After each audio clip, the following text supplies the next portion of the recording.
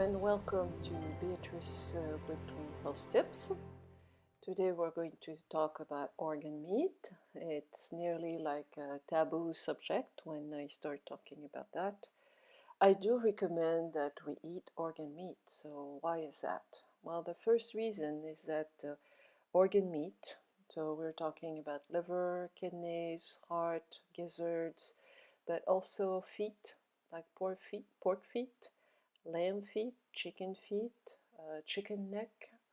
I also include the bones, marrow bones, cartilage, and the skin of the animals. All these things, these parts of the animal that are considered like dirty, are actually the richest source of nutrients that you can get. Meat as flesh by itself is the least interesting um, part of the animal in order of in regard to the content of nutrients. So why is it that these organ meats are so rich in vitamins and nutrients? Well, first of all, you have to get your organ meats from animals that are healthy. This means that these animals have to be raised properly, and properly means they need to be outside, they need to be exposed to the sunshine, and they need to eat real food that these animals are supposed to eat. A cow is supposed to eat grass, a donkey also, a goat also. A chicken is omnivore, like humans. Chickens eat everything. The problem with chicken nowadays is that they are fed on grains and cereals, and they can eat it, but it's not their only and main source of food if they were in nature. In nature, chicken are eating worms, insects. They scratch the dirt to look for them. They can eat meat. They are actually scavengers. If you leave them a carcass, they will eat everything that they can on that carcass. And they also do eat grass, and they also eat cereals. Basically, they're like us, they can eat everything. The point is, if you want to eat healthy meat and healthy organ meat, you need to have animals that are raised properly. They need to be raised outside so their body can metabolize vitamin D. They need to eat the grass because their body can metabolize vitamin A. These two very important vitamins will be in their fat, in their organs, and in their flesh if they eat properly, and we will absorb them. And of course, the animals that are raised in cages and in horrible conditions don't have, not only it's not right for them, it's not right for the earth, and we should not do that. And I'm absolutely against um, what the food industry is doing as far as raising animals, which is a horror, a terrible, terrible mistake. And I hope one day things will change. So if the animals are raised properly in your garden or in a farmer that is doing a good thing, um, they are healthy for you, and their organs are even more healthy. So what is in organ meats? We have a lot of vitamins. Like I said, it's vitamin A and D if the animals are outside. It's also vitamin K, which helps the vitamin D and the calcium to be absorbed. It's vitamin E because they have sufficient fat, and they also have sufficient omega 3s and 6 and 9. They have B vitamins. In my world of healthcare, I see a lot of people that are deficient in B vitamins, and specifically B6, B12, B9, or folic acid. When you eat liver or kidneys, you have all these vitamins, and in a really important amount. You will find them in the flesh of animal, in red meat, but in less concentration. So if you do eat organ meat, you can eat less meat. I often recommend that my patient eat organ meat once or twice a week, sometimes more. In liver is the most nutrient dense food that you can have. It's extremely rich in B12, extremely rich in folic acid. Very, very important, this B12 and folic acid to detoxify. The liver actually needs this vitamin in order to detox. That's something that usually people don't think about. And the B12 and B6 and the folic acid are extremely important for your brain and your nervous system. A lot of neuropathy that people get because of diabetes or cancer treatment, etc., are due to a lack of B12. So very, very important to have these vitamins in your diet, in the food, not as a supplement. Organ meat also contain a lot of minerals. You will find chromium and selenium, copper, zinc, magnesium.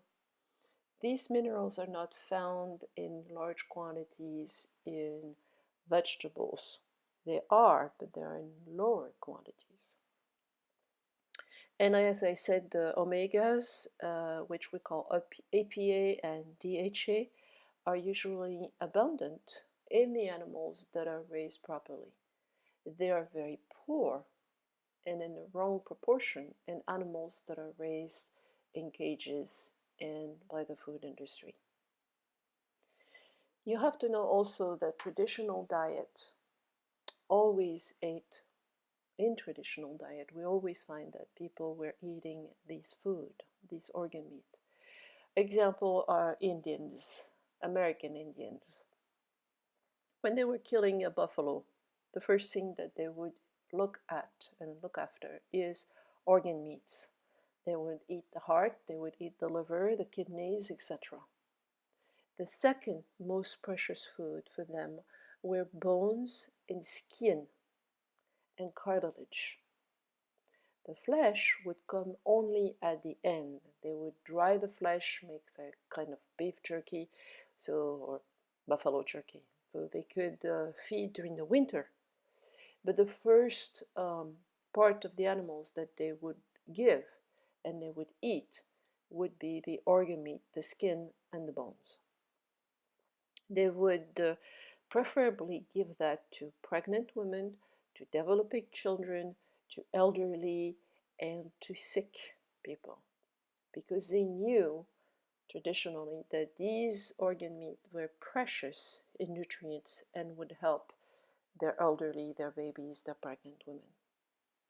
This is the example of the Indian, but actually everywhere in the world, when you look at what people were eating, 50, 60, 100, and of course more than that, traditionally they were always including organ meat. Eskimo, people living in the Alps, people living in Australia, anywhere. Excuse me. So where did that information come from? Well, you can look at the website of Dr. Weston Price, westonaprice.org, who was a dentist that went on all continents of the world and looked and studied how people were eating in the 1930s. He was a dentist and wanted to know why his patients were having so much cavities at his time. So he went to look and travel with his wife for more than 2 years and studied traditional ethnical people and what they were eating. He brought back samples of food in his lab in Ohio, and when he compared the food and the content of nutrients of the food with the actual modern food of his time, don't forget, in 1935, so you can imagine it's way worse now, he noticed that, for example, calcium was 10 times more, vitamin C was 10 times more, some nutrients like zinc and B12 were way more in the food that he sampled than the actual modern food of 1935. I think nowadays it's so much worse. That's why we have so many of our degenerative disease, and on top of that, of course, we have pollution. So you can refer to westonaprice.org and look for more information. So what about if you are a vegetarian? Well, of course, you're not going to eat that meat or organ meat. I believe that the vegetarian could be healthy if they eat eggs, which also contains a lot of vitamins and folic acid, B12, etc.